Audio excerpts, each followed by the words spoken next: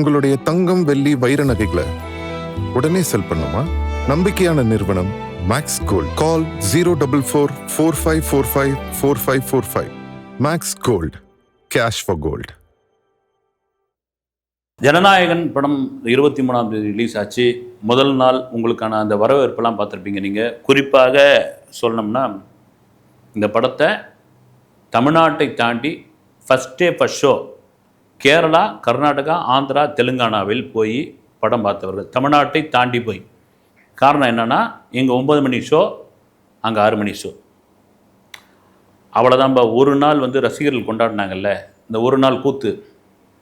ஒரு நாள் வந்து வானவேடி காட்டினாங்க, கலர் பேப்பர் ஒட்டினாங்க, கொட்டை அடித்தாங்க, பட்டாசு போட்டாங்க, அமைச்சர்கள்லாம் போய் தேட்டரில் உட்காந்து ஓன்னு அழுதாங்க. புஷி ஆனந்த் வந்து ஒரு சீனில் நடிச்சிருக்காரு. கிளைமேக்ஸில் ஒரு செங்கல்லையும் உருவ முடியாதுரா அப்படின்னு உடனே விசில் அடித்தாங்க. அப்புறம் புஷி ஆனந்துக்கு வந்து பாராட்டு தெரிவித்தாங்க. அதோட முடிஞ்சு போச்சுங்க ஜனநாயகன் வந்து. சும்மா இதெல்லாம் வந்து நீங்கள் வந்து அதுக்கு வந்து சப்பக்கட்டு கட்டாதீங்க, அது இழுக்காதீங்க. ஒரே நாளில் இந்த படம் படுத்து அதுக்கு வந்து பாய் போட்டு அது மேலே வந்து கள்ள தூக்கி வச்சாச்சு அப்படின்லாம் சொல்லிகிட்டு இருந்தாங்க. காரணம் என்ன சொல்ல வராங்கன்னா, ஒரு நாள் தாங்க இந்த படம் ஓடும். ஏற்கனவே பைரசியில் திருட்டுத்தனமாக ஆன்லைனில் இந்த படத்தை 1.5 கோடி பேர் பார்த்துட்டான். பகவந்த் கேசர் என்ற ஒரு தெலுங்கு படத்தினுடைய ரீமேக்குன்னு தெரிஞ்ச பிறகு அதை வந்து ஒரு 2.5 கோடி பேர் பார்த்துட்டான். திரும்ப தெலுங்கு தெரியுதோ தெரியலையோ பார்த்துட்டான். பார்த்தவன் பூரா என்ன பண்ணிட்டான், அவனுக்கு தெரிஞ்ச ஃபேமிலி குரூப்லாம் வந்து இந்த லிங்க் தூக்கி போட்டான். பார்த்தவனில் பெரும்பான்மையானவர் என்ன பண்ணிட்டான்னா, அவனுக்கு தெரிஞ்சவங்களாம் போய் விமர்சனம் சொல்லிட்டான், படத்தோடைய கதையை சொல்லிட்டான். ஒட்டுமொத்தமாக இது ஒரு மொக்க படம் அப்படின்னு மக்கள் முடிவு பண்ணிட்டாங்க, பசங்களே முடிவு பண்ணிட்டாங்க. அதனால் இந்த ஒரு நாள் எதுக்கு ஓடுச்சு அப்படின்னா, தாவேகாவினர்லாம் ஒன்றா சேர்ந்து மொத்தமாக பல்காக இந்த டிக்கெட்டுக்கெல்லாம் என்ன பண்ணுவாங்க, பல்காக டிக்கெட்டுங்க.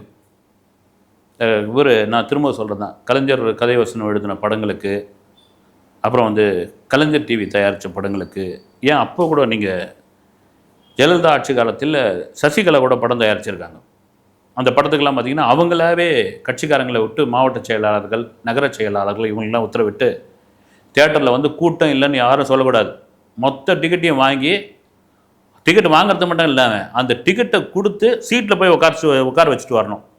ஒரு ஒரு ஒரு வேலைக்காவது படமாக இருக்குதுன்னு வச்சுங்க. நீங்கள் டிக்கெட்டை போய் ஓசியில் கொடுக்குறீங்க அப்படின்னா போப்பா அப்படின்னா. இன்னும் கூட சென்னையில் அது நடந்துகிட்டு இருக்குங்க. நான் கூட ஒரு பதிவு போட்டிருந்தேன். சென்னையில் ரொம்ப கொடுமையான ஒரு விஷயம். ஒரு வாரத்துக்கு 6-7 படங்கள் ரிலீஸ் ஆகுது. நான் கண்கூடவே பார்த்தேன். ஒரு சென்னையில் உள்ள ஒரு தேட்டரில் நான் வேறு ஒரு படத்துக்காக போயிருந்தேன். இன்னொரு படத்துக்கு வந்து, சார் டிக்கெட் வேணுமா அப்படின்னு. டிக்கெட் வேணுமான்னு கவுண்டர் விட்டு வெளியே கேட்குறேன். பிளாக்கில் டிக்கெட் விற்கிறதுலாம் எப்போ மாறி போச்சு. அதெல்லாம் பிளாக்லலாம் டிக்கெட் விற்கிறது கிடையாது. அது ஏன் படமே எதுவும் சரியான படம் இல்லை, யாரும் இல்லை சார், ஃப்ரீயாக தான் கொடுக்குறோம் அப்படின்னு. என்னங்க திடீர்னு பார்த்தா, ஒரு தேட்டரில் வந்து 15 பேர் ஆட்கள் இருந்தால் தான் அந்த ஷோ ஓட்ட முடியும். காரணம் என்னென்னா, அப்போ தான் கரண்ட் பில் கட்ட முடியும். ஒரு 15 பேர் உட்காந்து தான். 15 பேர் கீழே இருந்தால் அந்த காசை வந்து நீங்கள் ஒரு 14 பேர் 13 பேர் டிக்கெட் வாங்கியிருக்காங்கன்னா காசை ரீஃபண்ட் பண்ணிவிடுவாங்க, திரும்ப கொடுத்துருவாங்க. அப்போ என்ன ஆகிடும், அந்த படம் கூட்டம் இல்லைன்னு ஆகிடும், தூக்கிடுவாங்க. வந்து ஒரு 2வது ஷோவே வந்து அந்த தயாரிப்பாளர் விநியோகஸ்தர்களை கூப்பிட்டு ஒன்றுமே இல்லை எங்கள் படத்தில் எடுத்துருங்கன்னு. அதுக்கு தான் என்ன பண்ணுறாங்க, அந்த அந்த பட நிறுவனத்தை சேர்ந்தவர்களே மற்ற படத்துக்கு பார்க்க வந்தாங்க இல்லைங்களா, அவங்கள சும்மா தரங்க டிக்கெட்டு போகிறீங்களா அப்படின்னா. படம் பேருன்னா டெக்னீஷியன்ஸ் யார், இவங்களும் சும்மானா சாதாரண ஆள் கிடையாது. அங்கே போய் ஒரு 2.5 மணி நேரம் உட்காந்து 3 மணி நேரம் உட்காந்துருக்கணுமே. இது என்ன சர்டிஃபிகேட் வாங்குச்சு, ஏது இதெல்லாம் கட்டு. ஸோ சாரிங்க, எனக்கு வேணாங்க, நான் இந்த படத்துக்கு போகிறேங்க. இவங்க மறுபடியும் இது வந்து அரசியல்வாதிகள் படம் எடுக்கும்பொழுது, நான் அதிமுக திமுக 2 பேருமே சொல்கிறேன், அப்போதைய ஆட்சியாளர்கள் படம் எடுக்கும்போது ஒவ்வொரு நகர செயலாளர், மாவட்ட செயலாளர், கட்சியில் உள்ளவர்கள்லாம் கூப்பிட்டு உங்கள் ஊரில் பல்காக டிக்கெட்டை புக் பண்ணிவிட்டு வாங்கிட்டு அதை தூக்கி வந்து காவால போட்டு போயிடக்கூடாது. எடுத்து போய் ஒவ்வொருத்தர்கிட்ட கொடுத்துட்டு அவங்கள போய் தேட்டரில் உட்கார வச்சு கைத்தட்டை வச்சு அது வீடியோ எடுத்து அனுப்பணும். அப்போ நீங்கள் சும்மா போயிடுவாங்களா?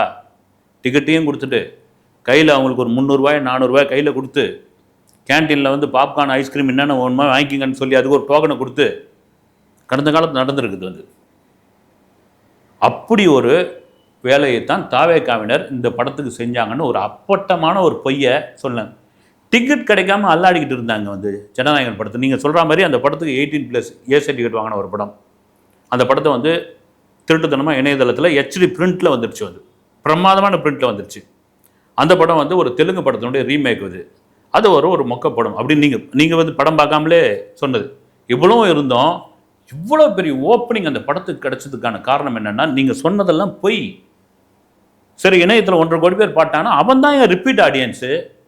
பெண்கள் தேட்டரில் அழுதாங்க இல்லைங்களா, நீங்கள் அமைச்சர்கள் அழுதார்கள், எம்எல்ஏக்கள் அழுதார்கள் அப்படின்னா அது கூட சரி, நீங்கள் பொய்ன்னு கூட நிஜமாக கூட அவங்களுக்கு வந்து சிஎம் விஜயோடைய குட் புக்கில் இடம் பெறணும். அவர் எப்பயாவது அவர் இந்த ரீல்ஸ் இதெல்லாம் பார்த்துட்டு வர்றாருல, அப்படி ரேண்டமாக பார்க்கும்போது நமக்காக அழறான் பாரியா அப்படின்னு இவங்களாம் நினச்சிப்பாங்கன்னு நான் திரும்ப சொல்கிறது என்னென்னா, சினிமாவில் நீங்கள் அரசியலை தாண்டி சினிமாவில் அங்குலம் அங்குலமாக பொய்யான மனிதர்களை சந்தித்து வந்தவங்க இவங்கெல்லாம் வந்து, நான் இவருன்னு சொல்ல, நீங்கள் இங்கே பேசிக்கிட்டே இருப்பாங்க சிரிச்சுக்கிட்டு, பின்னாடி போய் உங்களை வந்து அவ்வளோ அசிங்கமாக கேலி பண்ணிட்டு போயிட்டே இருப்பாங்க.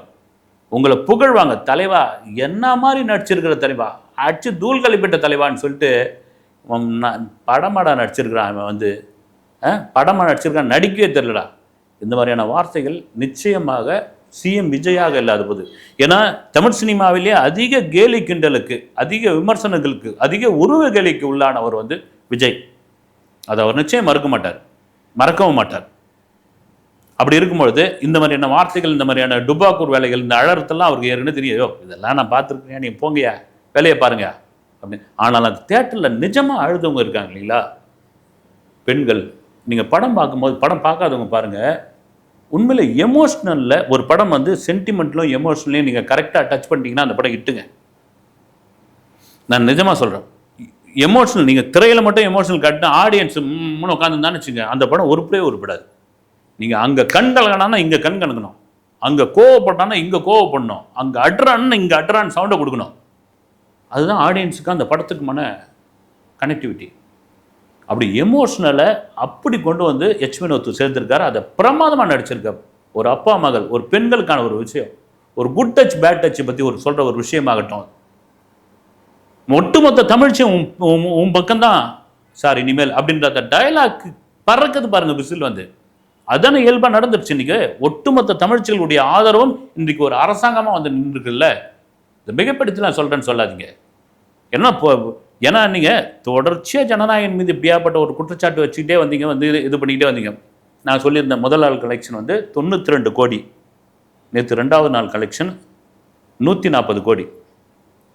நான் சொல்கிறது உலகம் எல்லாமே சேர்த்து திரும்ப சொல்கிறது, ஓவர்சீஸில் நேற்று 28 கோடி கலெக்ட் பண்ணியிருக்குது இந்த படம் வந்து. இன்றைக்கி சனிக்கிழமை, நாளைக்கு ஞாயிற்றுக்கிழமை கட்டி ஏறுது கூட்டம். காரணம் என்னென்னா, இந்த படம் ஒரு நாள் தாங்காதுன்னு சொன்னவங்களுக்கான ஒரு தகவல் தான் இது. ஒரு நாள் எத்தனை பிரச்சனையை ஒரு படம் சந்தித்து வந்திருக்குது பாருங்கள். நான் திரும்ப சொல்கிறது தான், விஜய் தான் ஒரு ரெக்கார்டு பண்ணுவார், விஜய் தான் அதே ரெக்கார்டை முறியடிப்பார். நீங்கள் கடந்த காலில் எடுத்து பாருங்கள். அது இன்னொரு முக்கியமான ஒரு விஷயம் என்னென்னா, இந்த நீட்டுக்காக சென்னையில் போராடிட்டு இருக்காங்க இல்லைங்களா, இந்த மாணவர்கள் மத்தியில் நீட்டுக்கு ஆதரவாக பேசாமல் வெற்றிமாறன், இவர் ரஞ்சித், அமீர், முக்கியமாக இவங்கெல்லாம் போய் ஜனநாயகனை பற்றி பேசி இந்த படத்துக்கு இன்னும் ஐப்பை ஏற்றிட்டாங்க வந்து. அவங்களுக்கு ஒரு பெரிய நன்றி சொல்லணும். அந்த ஜனநாயகன் படத்தினுடைய ப்ரொடியூசர் அவங்களுக்கு ஆளுக்கு ஒவ்வொரு படம் தயாரிக்கிறதுக்கு ஒரு வாய்ப்பு கொடுத்தா கூட தப்பு இல்லைன்ற நான் நிச்சயமாக. எங்களை அவங்களுக்கு பட வாய்ப்பு இல்லாதனால தான் இங்கே வந்து உட்காந்து பேசிக்கிட்டு இருக்காங்க. இவங்க ஜனநாயகனை பற்றி பேசி பேசி பேசி சோஷியல் மீடியாவில் ட்ரெண்ட் ஆகி பார்க்காதவங்க கூட போய் படம் பார்க்கலான்ற அளவுக்கு வந்தாச்சு வந்து. இன்றைக்கி முதல் நாள் கலெக்ஷன் 100 கோடி நெருங்கி, 2வது நாள் கலெக்ஷன் வந்து 180 கோடி ரெண்டுத்தையும் சேர்த்து. 3வது 4வது நாள் சனி ஞாயிறு சொல்லவே தேவையில்லை, திங்கட்கிழமை ஒன்றா குறையலாம். இத்தனை பிரச்சனைகளும் ஒரு படம் சந்தித்து வந்திருக்குது அப்படின்போது இதனுடைய அந்த கலெக்ஷனை நீங்கள் எங்கேயாவது கை வைக்க முடிஞ்சுதா? அப்போது நிஜமான ஒரு படத்தை, மக்களுக்காக பேசக்கூடிய ஒரு படத்தை, ஜனநாயகத்தை பற்றி பேசக்கூடிய ஒரு படத்தை, அந்த படம் இஸ்லாமியர்களுக்கு எதிரான படம்லாம் வந்து கட்டவிழ்த்து விட்டாங்க. இந்த படத்தில் இன்னொரு விஷயம், நான் ஒரு தம்பி என்கிட்ட சொன்னாப்புல, ஆனால் பாபி தியோல் கேரக்டரை நீங்கள் வந்து பார்த்தீங்களான்னு பார்த்தேன். ஒரு அரசியல் தலைவரை வந்து நாசுக்காக காமிச்சிருக்காங்கன்னு. யார் தம்பி அப்படின்னு நான், ஆனால் அண்ணாமலைண்ணா அப்படின்றார். என்ன அவரும் ஐபிஎஸ்ஸாக இருந்து வேலையை வேணான்னு சொல்லிட்டு தான் அரசியலுக்கு வராரு. பாபி தியோலும் அப்படி தானே, டெப்டி கமிஷனர் ஐபிஎஸ்ஸாக வந்து இந்த போலீஸ்காரன் இதுவே எனக்கு வேணாயா, இவ்வளோ பெரிய உயர் அதிகாரி நான் இருக்கிறேன், என்ன இந்த அளவுக்கு ஒரு அரசியல்வாதி அவமானப்படுத்திட்டான், எழுத படிக்க தெரியாதவன் பிரகாஷ்ராஜ் கேரக்டரு, நான் உள்ளே இறங்குறேன்பான்னு சொல்லி. அதுதான் என்ன எல்லாது பசங்க எப்படி பார்க்குறாங்க பாருங்கள் வந்து, எவ்வளோ மைனூட்டாக பார்க்குறாங்க பாருங்க. அந்த திரைப்படத்திற்கான வெற்றி அதுதாங்க. அதனால் நீங்கள் ஓடல, அது 50 கோடி கலெக்ஷனு, 25 கோடி கலெக்ஷனு, அது ஃப்ளாப் ஆயிடுச்சு, அதை படுக்க வச்சுட்டாங்க. இதுக்கு முன்னாடி என்னென்னலாம் சதி பண்ணீங்க அந்த படத்துக்கு? 6 மாதமாக ஒரு திரைப்படத்துக்கு ஒரு சதி பண்ணீங்க நீங்கள். ஒரு நடிகர் கட்சி ஆரம்பித்து விட்டார், ஒரு நடிகர் ஆட்சி கட்டில் உட்கார்ந்து விட போகிறார் என்பதற்காக அந்த திரைப்படத்தை எப்படியெல்லாம் நீங்கள் சுத்தல்ல விட்டீங்க. ஆனாலும் மக்கள் என்னன்னா, நீங்கள் எவ்வளோ சுத்தல்ல விட்டாலும் ஒரு நல்ல திரைப்படத்தை, ஒரு மக்களுக்கான படத்தை நாங்கள் பார்த்தே தீர்வோம் அப்படின்னும் பொழுது இன்னைக்கு சனிக்கிழமை அதனுடைய கலெக்ஷன் எக்கச்சக்கம், நாளைக்கு ஞாயிற்றுக்கிழமை சொல்லவே தேவையில்லை.